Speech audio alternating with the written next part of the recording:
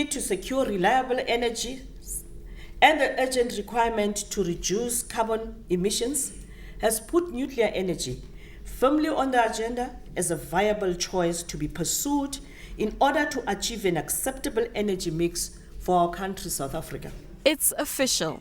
Nuclear power is back in the mix. Under the Integrated Resources Plan, the government is hoping that by 2030, nuclear energy will contribute 14% of the energy mix in South Africa. But it's not that simple. Nuclear power still has its critics.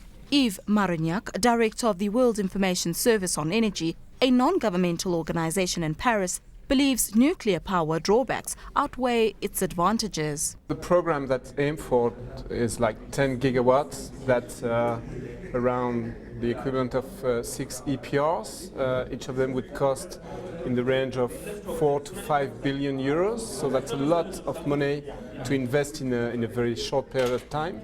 So there's a heavy risk that you've got financial costs with delays.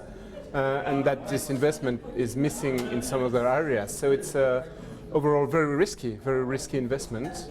And it's likely that it won't deliver as expected. On top of that, the years needed to satisfy construction and regulatory safety controls could make nuclear unattractive to short-term investors. And government may have to help.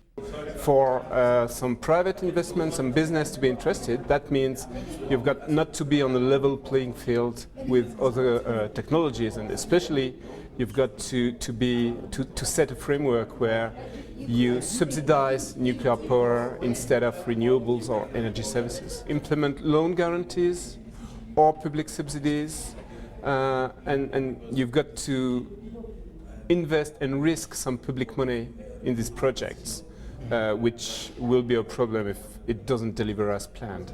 The South African government is still finalizing its nuclear strategy.